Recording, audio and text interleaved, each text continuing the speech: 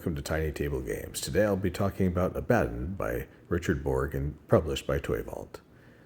The first part is the board. You play on a large square board, not hexes, which scale-wise are a little bit larger than an inch. My assistant there will give you a sense of how large the board actually is. That's real helpful. Anyway. So in addition to the board, which you just saw, Abaddon comes with 3 terrain types. And it says there's 18 terrain features in total. Now, each terrain feature comes kind of like this in little, just a couple cardboard pieces, slide together like that, forms a little X. With the artwork, when you look at it close, kind of 3D, and you can see what they were going for with it. Of course, the problem is, when you put it on the board, you put it on there like this. Make sure kind of the points all get to the little diamonds on the corner of each square. There's a city, a forest, and a town. You tell me which one's the town and which one's the city. It's not real clear. And in truth, for the rules, it doesn't matter because regardless of terrain, it just makes the square impassable and blocks line of sight. So they could have just put in a square brick and said that's the terrain and you use your imagination from there. I have to say the other thing that kind of annoys me about that is the sense of scale. Yeah. So, terrain scale aside, the game also comes with 32 minis, ground units. And I kind of painted them half and halvesies to make it a little bit easier to tell them apart visually when you're playing the game.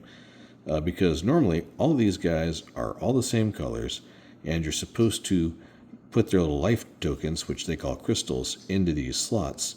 And if you use different life color tokens for each side to tell them apart, which is really annoying because they're just cardboard chits. So when you're playing the game and looking down on it from above, all you see is the edge of the cardboard. So, for example, these are the little crystal popsicle-y looking life token things, and you're supposed to not drop them on the floor, and rather than stick them into here. And they walk around, and there's their life counter. That guy would have 1 life point left, which seems all great until you're looking down on it from the top of the table. So, yeah. In any case, they give you a bunch of these tokens along with some other tokens that are for statuses and whatnot that I'll go into in a bit. The game also comes with stickers, so as you build up the minis, you'll notice that it says what their moves, what their battle die is, and their power, aka hit points, are on the back of each. These are the heavies. That's the big bad of the game, if you will. You've got, unsurprisingly, mediums,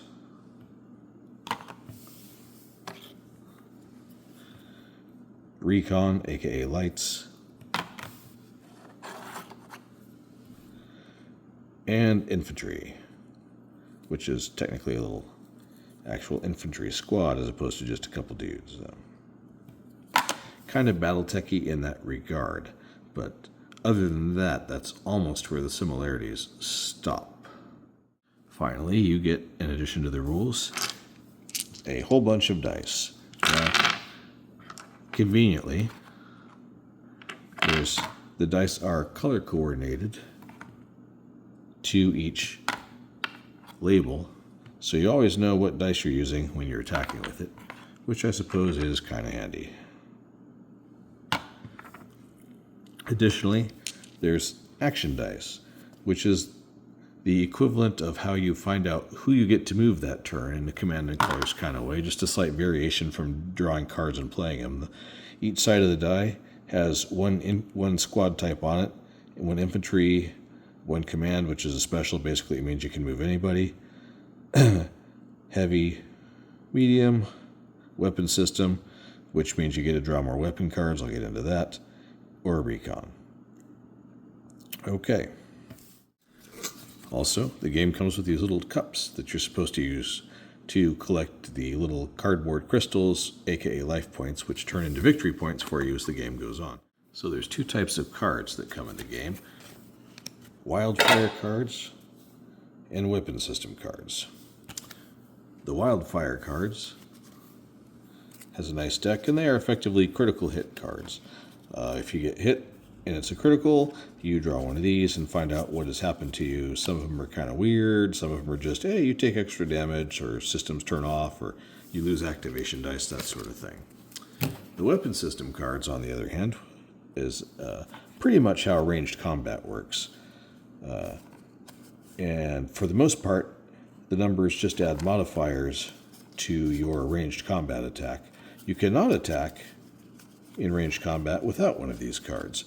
So that weapon system result on the die is kind of important if you plan on drawing more of these, although you can also draw them with the command result as well, which may become more useful over time. Now, if my bits of sarcasm going over the components and stuff seems a little off, remember, I haven't actually played this game. I've only owned it for a while, painted the minis, tried to get through the rulebook a few times, but I never really could.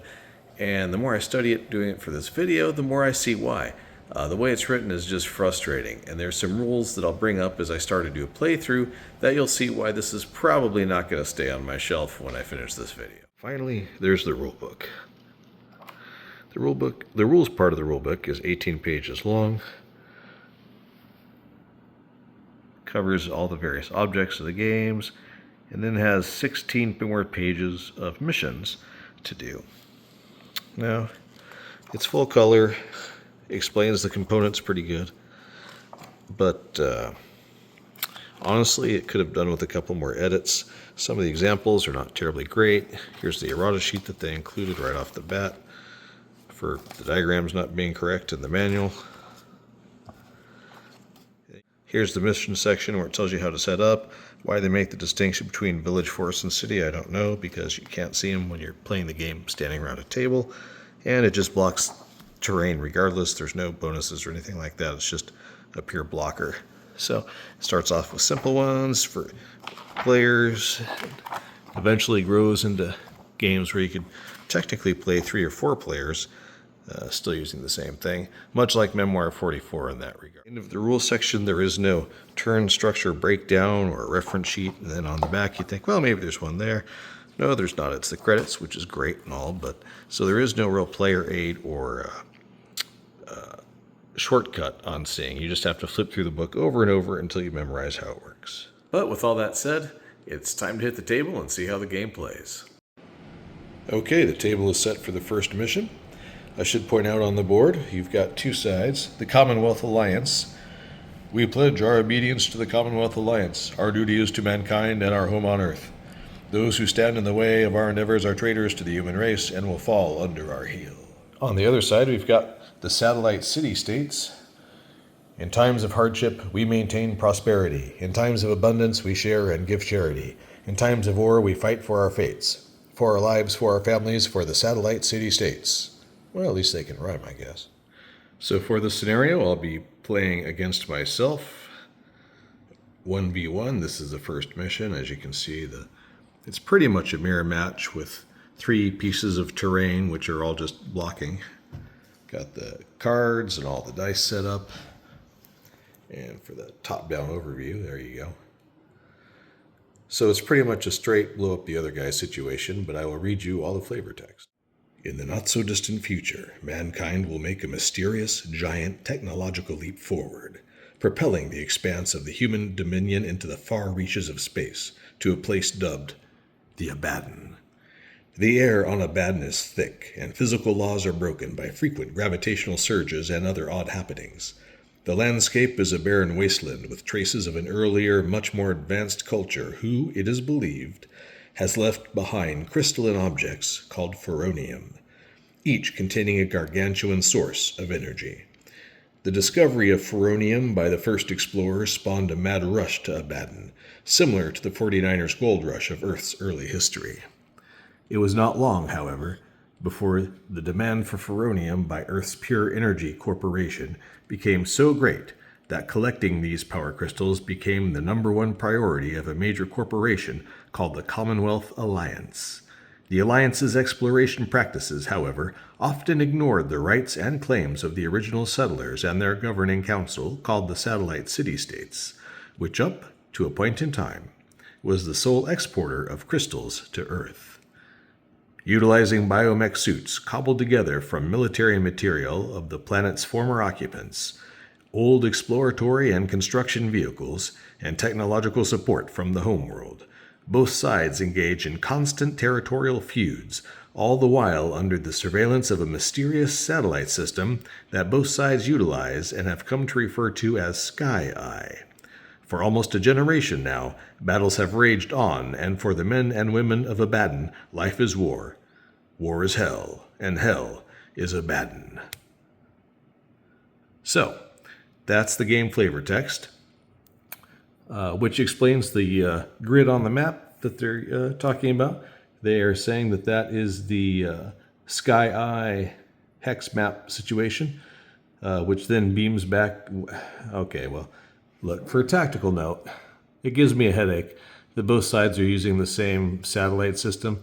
That makes no sense at all. I mean, I guess that's why it's perfect information, because if you can both see where everybody is the entire time, that does make the tactical situation a little more challenging. All right, enough editorials there, other than to comment that they probably should have edited that intro again. For the first mission and all the missions, it's set up with a mission descriptor, the battlefield setup, in this case with 3 pieces of terrain, correspondingly, 3 pieces of terrain. All the terrain does the exact same thing, mind you, so it's just decorative purposes only, why it's 3 different colors. Any briefing notes, 2-player, deployer units, Commonwealth Alliance takes the first turn. Destroy any 2 of the opposing units is the objective. The game ends as soon as the objective is achieved, in most cases. And there is the order of battle. Okay, I've got the cards dealt out. There's a satellite city-states, and here is the Commonwealth Alliance. That way I don't have to keep jumping table sides, and I can keep track of whose cards are whose. It's 6 each per the order of battle. For mission 1 here, the flavor text at the start of it is as follows. And I apologize if my voice is a little off. I'm recently recovering from COVID this week, so that's fun. Didn't get it at Dice Tower, by the way. Mission 1, Field Exercise. Welcome, Commander. Your first mission, is it? You have every right to be nervous, my friend. Soon you will discover that book learning is one thing, but frontline action in Abaddon is a little more intense and dangerous than the command and training simulators back at the Academy. I don't know why I chose to do it that way, but I did. That's it. That's the whole flavor text you get. Then under the briefing notes, just a Commonwealth Alliance takes the first turn, deploy your units as detailed on the map. Objective, destroy any 2 of the opposition's units. And opposing, it's almost a mirror match. They're just not set up in exactly the same order. Infantry, medium, heavy, and light, aka recon. On the opposing side, it's infantry, recon, medium, and heavy. Those little things sticking out are their crystals, aka their hit points / life points, whatever. And in some scenarios throughout the game, you're collecting those crystals / hit points doing damage to the other person is how you score victory points, although for the starter scenario, it's just blow up 2 of the other guys. Any unit is destroyed when all of their crystals / hit points are reduced to 0. They're immediately removed from the board. Now, anybody who's played 40K or other types of war games like that will be staring at this scenario and thinking, wow, there's not much terrain, which blocks line of sight, so what else is going on? Well, the answer is you can't shoot very far. 5 squares maximum unless you have a bombardment card in your weapon systems, which lets you go up to 8. So you could get lucky and get a first turn strike in, but probably not. Additionally, the scenario said to draw 6 weapon system cards per player, so the Commonwealth Alliance's hand looks like this. Target 3, target 3, target 5, target 2. These are your basic targeting attacks. You cannot do a ranged attack if you do not play a card. These numbers add to the modifier, and notice there's usually some little quirky bits additionally. Medium link, which is what they call their mecha suits, I suppose, to avoid any copyright issues. Does 2 damage in this extra damage in this case, or infantry squad scores 2 extra damage. Some of them are just plain. score 1 additional extra damage, and then I got 2 special cards just randomly drawn. Anti-missile card, which basically neutralizes their card if someone attacks you. And a smart bomb. Target enemy unit within 2 to 5 spaces with no line of sight restrictions. Alright, so the cards have been dealt out. The mission is understood. Destroy 2 of the enemy. Let's start taking the first turn. Commonwealth Alliance starts this turn. The first thing you do on your turn is place your lock-on relay. Now, strangely, you don't actually target a unit with this. You target a location, any square on the board. There is no limit, despite you. So you could literally target any place, I assume, using the satellite system, despite the fact that the range of your weapons, if you were to place it way out here on the edge of the board, you simply couldn't target it, but okay. In any case, wherever you place it, if an enemy unit happens to be there and you fire at them in that sector, you get to add 1 to your combat roll, or excuse me, battle roll. Additionally, the scenario said to draw 6 weapon system cards per player. So the Commonwealth Alliance's hand looks like this. Target 3, target 3, target 5, target 2. These are your basic targeting attacks. You cannot do a ranged attack if you do not play a card. These numbers add to the modifier. And notice there's usually some little quirky bits additionally. Medium link, which is what they call their mecha suits, I suppose, to avoid any copyright issues. It does 2 damage in this extra damage in this case, or infantry squad scores 2 extra damage. Some of them are just plain, score 1 additional extra damage. And then I got 2 special cards just randomly drawn. Anti-missile card, which basically neutralizes their card if someone attacks you. And a smart bomb. Target enemy unit within 2 to 5 spaces with no line of sight restrictions. The whole board, if you're counting, is 10 squares across and 16 squares wide. So if your range is 2 to 5, and you can move, and then shoot, it makes perfect sense to place your marker immediately onto one of the opponent's squares, which I will, since you have to take down 2 this round, or to win this mission. I will target the weakest because just got to take down 2. Alright, so I've placed my lock-on relay piece on their recon scouts square. Notice that's just the grid square. You're not targeting the actual link or mecha or whatever you choose to call it. In this game it is called a link. And we move on to the next thing, which is roll the activation dice. You get 4 activation dice with weapon system command and each of the links on there. And this determines what you get to activate this turn. So, it looks like I'll be drawing some weapon systems cards. And I get to activate the medium link once. There aren't really rerolls in this game, so you just get what you get for the turn. So, I spent my 3 weapon system dice, drew 3 more weapon system cards, and got a smart bomb. It gives you a +2 to your roll, and target enemy unit within 2 to 5 with no line of sight restrictions, which goes nicely with the other smart bomb we already have. A target 3, and recon link scores 2 extra damage, and a long range bombardment. Target enemy unit over 5 spaces away, not more than 8, no line of sight restrictions, and a heavy link combat at 1.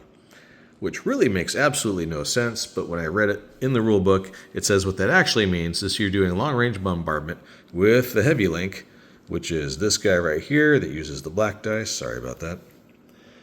You get a +1 to your battle roll. I don't know why they didn't just say +1, but there we are. Okay, that out of the way, the next step in the rolling process is I get to actually use any link rolls. In this case, we get to activate the medium link, which conveniently, notice the die face matches the sticker color on the back, which indicates that it's your medium. That's kind of nice.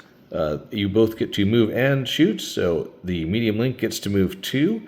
You can move orthogonally or diagonally in this game.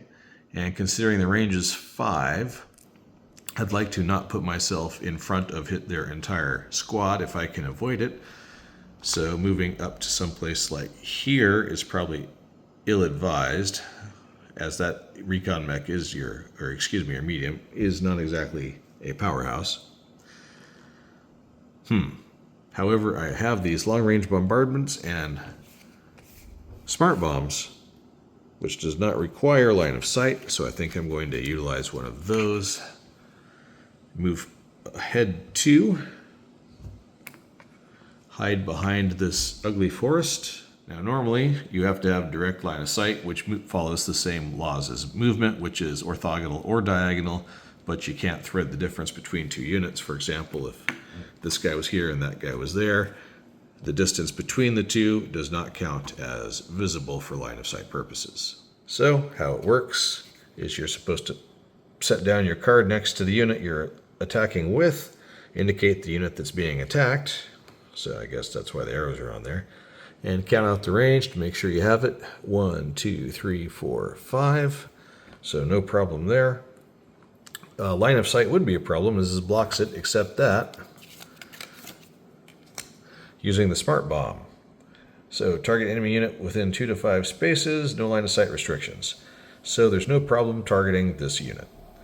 Now I should note that had I actually rolled additional links to actually activate, I would move all of them, then place their combat cards like that, their weapon system cards, basically declaring all of your attacks, at which point, before you roll any dice, the defender gets to respond. They'll get to play weapon system cards on whatever links have been targeted, and in this case, the satellite city-states have these cards available to them.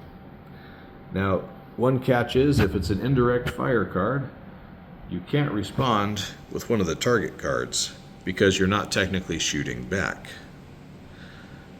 Okay, so this isn't a target card because it's a smart bomb.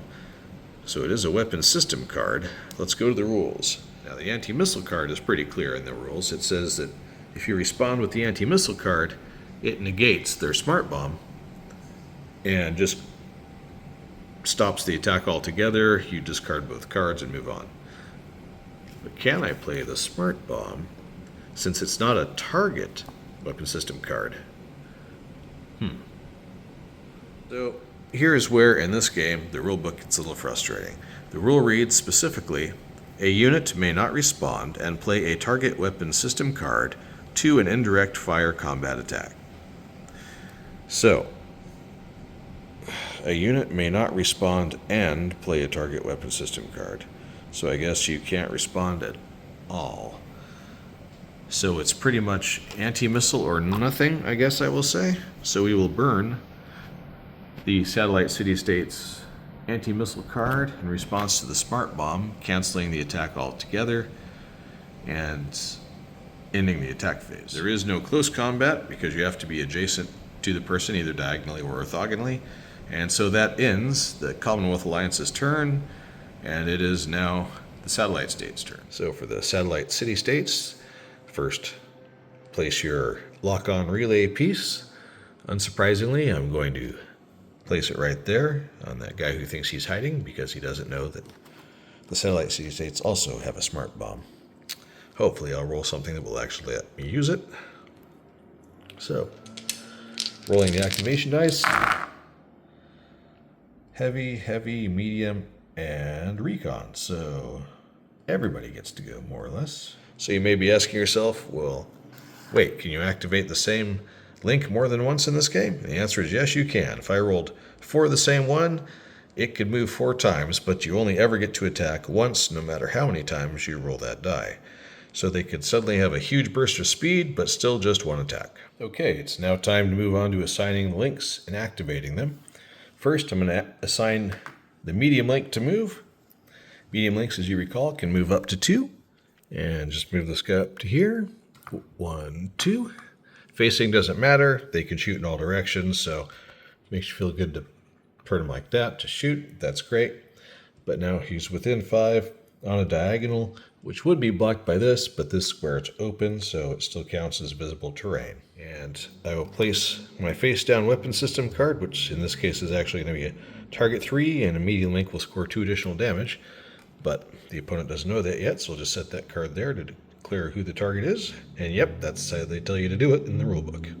Next up, I'm going to activate the recon link, which can move up to 3 spaces. And in addition, it'll get him out of this targeted space. So 1, 2, 3. Move him right up to the other side of this forest. is going to attempt to also play a smart bomb, just for surety, I suppose, and probably target the recon link of the Commonwealth Alliance, because why not hit the weakest link? It's not really clear how you're supposed to announce who you're targeting, but I suppose you and your opponent can usually remember. And finally, I have 2 heavy link dice to activate and only 1 heavy link, so effectively that means I can move him twice, which is great because he only moves 1 space normally anyway, and then target something if possible. In this case, I'll just move him straight up. 1, 2, 3, 4, 5, which brings him face to face with the other heavy link. He will also target, in this case I'll be using the 5, which scores 1 additional damage. And he plops his card down there, and now the battlefield looks like a mess, and we're only halfway through this.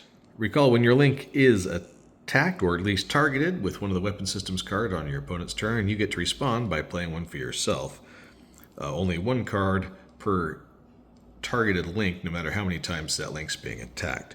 So in this case, the Commonwealth State has some relevant cards they could use. The 5 3s with various battle damage effects, or a 2, or the anti-missile card, which just cancels their attack effectively. Now, damage in this game is a base of 1. So if someone just hits you with their attack card and it doesn't have any modifiers like do extra damage, you just lose 1 crystal, and that's it. So who loses it? Well, both the attacker and the defender flip over their cards, add the total, roll their relevant attack die depending on what link they're using. Whoever has a higher total causes 1 point of damage to the opposing mech. So it's possible you can only hurt yourself with your own attacks if you're not having a particularly lucky turn. On the bright side, this does seem to speed up the combat once both players are really rolling with how to play this. Okay, first, since I do have an anti-missile card, and that's the only way to stop a smart bomb hitting my recon link, that's what I'm going to play there.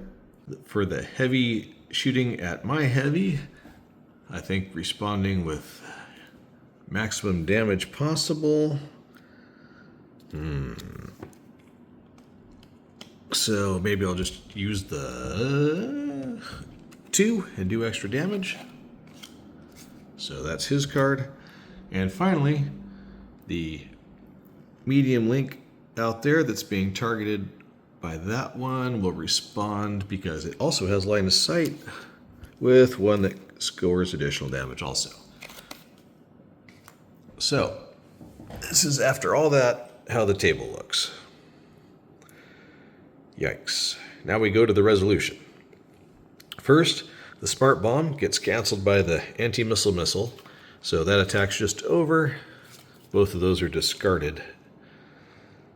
Then we move on to whichever one, whose ever turn it is, gets to pick. So we'll do the heavy links first, which apparently I played a target 5 card for that guy versus a target 2 for this guy, scoring additional damage on both cases. So heavy links both use D10s.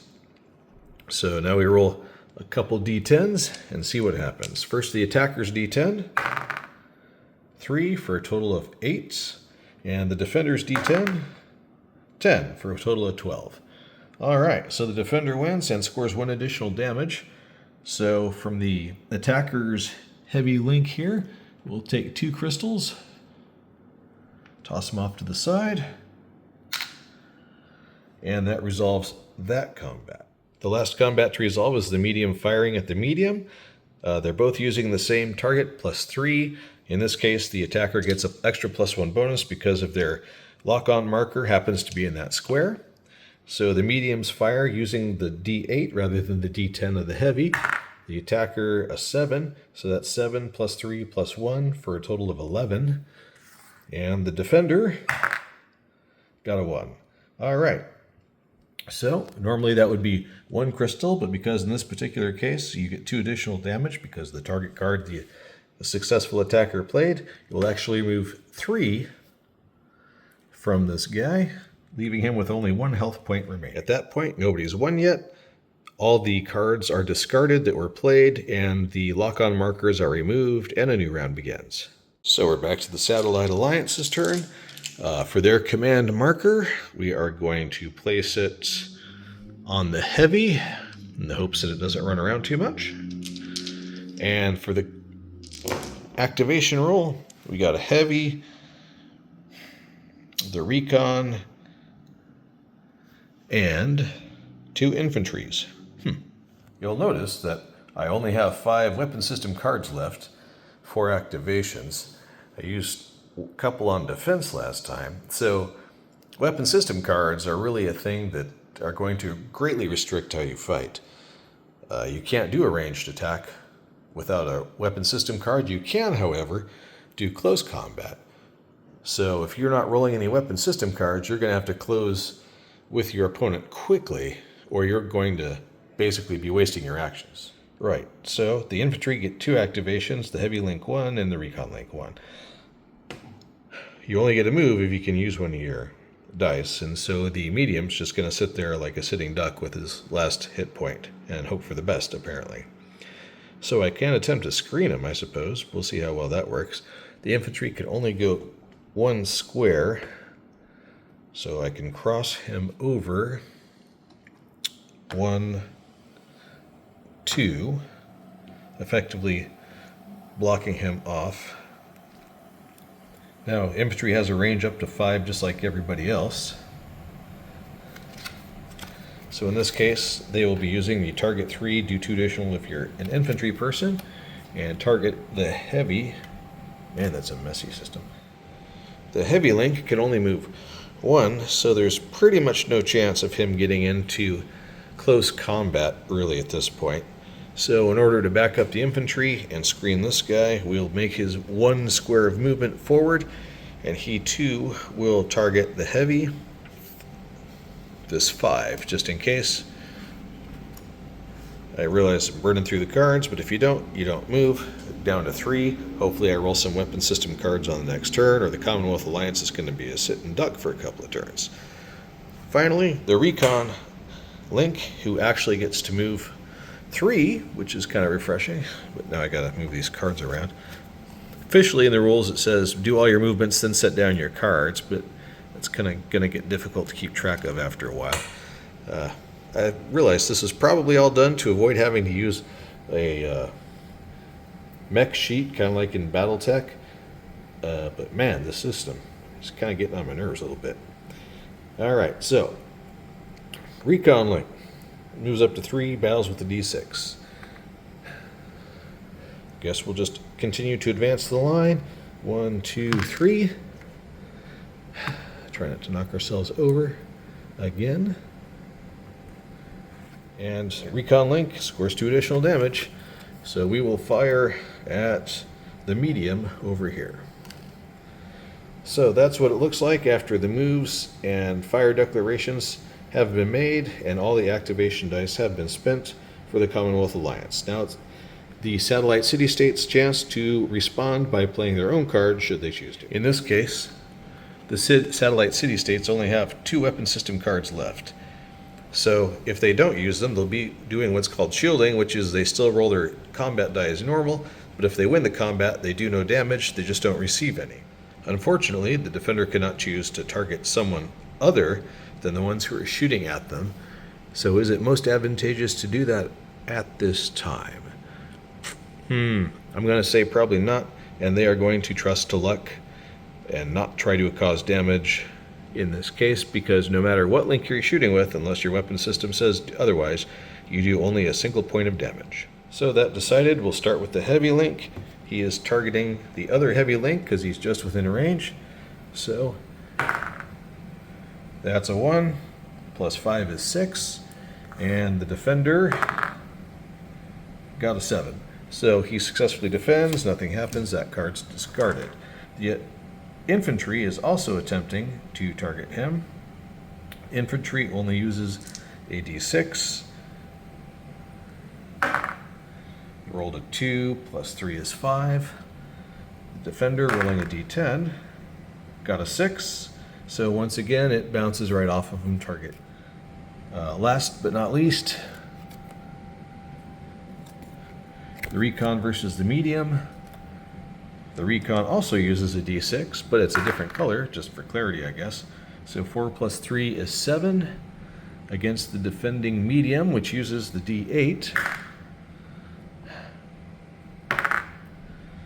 A 1. So the medium takes the hit and gets 2 additional damage thanks to that target card. The satellite city-states response is now possible. So they're going to place their target marker on the recon link of the Commonwealth Alliance, trying to knock that last health point off, and hope for a good roll. So, command, that's good. You can use that to draw a card, or you can move any link, a recon link, a medium link, and a heavy link. So, I'm going to have to spend the command token to draw one more card, which is just a target 1, which isn't awesome, but considering we have 3 links to activate and 3 target cards to use, that sort of works out. So the medium link can move 2 and using this. So we're going to move him over to here and attempt to give him a little bit of screening, or at least force somebody to come to him and burn some of their movement, assuming they have a card. For the recon link, we're just going to move him up to here so he can diagonally close combat the medium and try to get that last point knocked off of him. And for the heavy, he can go all of 1 space, so he will at least step out of that +1 targeting space that no one's been able to utilize. Puts him in close combat with the recon link over there, so that's not such a bad deal. For deciding where the cards go, since there is a close combat, you're not allowed to target anything but the close combat you're currently in. So the heavy link is locked down, the recon link is locked down. That just leaves medium can only target the recon right in front of him. So we'll drop a card down here, and now it is the Commonwealth Alliance chance to respond. They can only respond, obviously, to the ranged attack. For close combat, you just slug it out, roll the die, and hope you do well.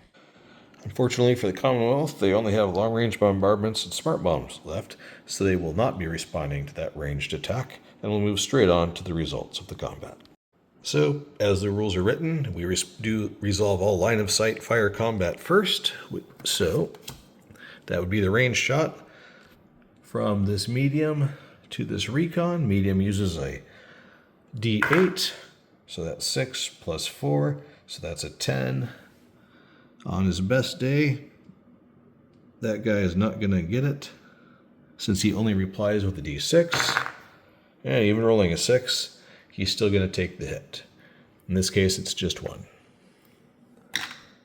That finishes the ranged combat, discards all weapon system cards. Now we move on to the close combat in the order of whose turn it is. Close combat works exactly the same as regular ranged combat. The only true difference is that in close combat, the infantry get to roll 2 dice and then pick the one they want. Not applicable here. So, for this combat with the recon versus the medium, both roll their dice and we see who's higher. So for this close combat, the medium's using a red, the recon's using the d6, and the recon wins it 6-4, actually 7-4, because the targeting marker, and destroys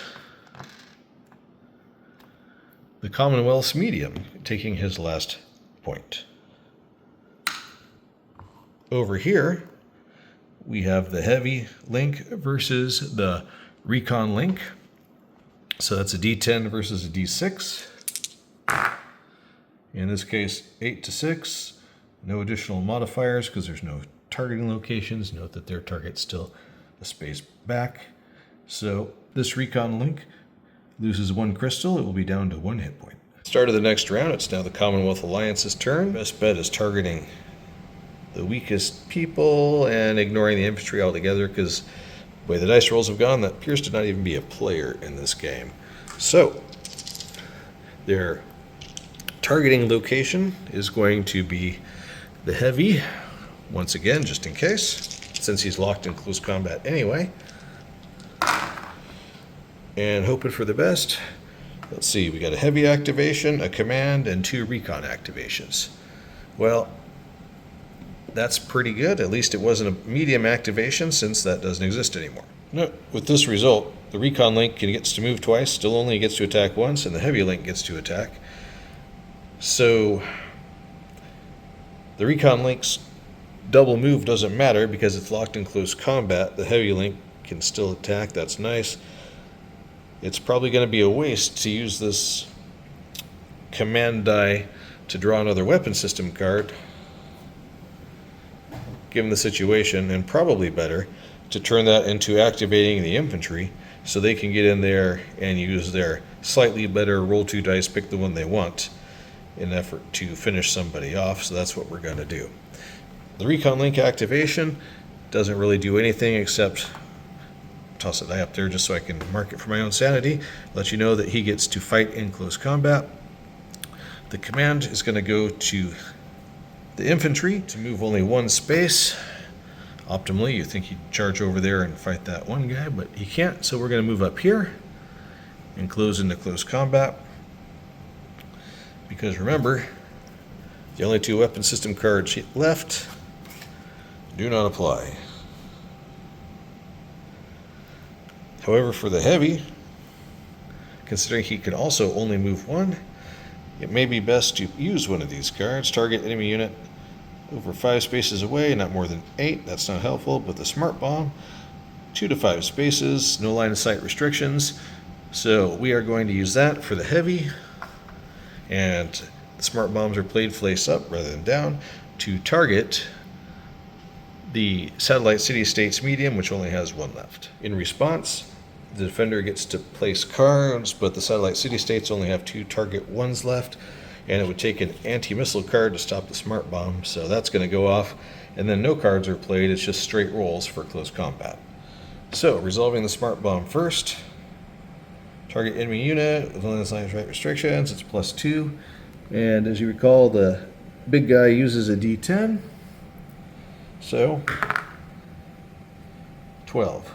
Well, that is almost certainly going to overwhelm his D8, even if he rolls it well, so that will remove him from the board, and the Commonwealth Alliance takes 1-2. So with it all tied up for victory conditions, about 1-1, we now come to the close combat, which may decide it, but probably won't, because you only remove 1 at a time.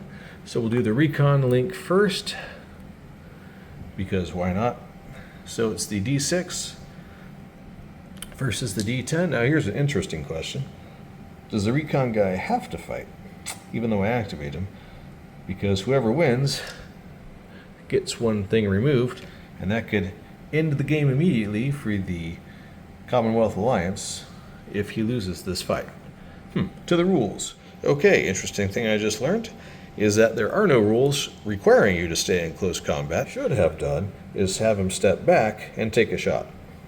Of course, that would have allowed him to respond, which might have also ended the game just as easily, so we'll see how it plays out anyway.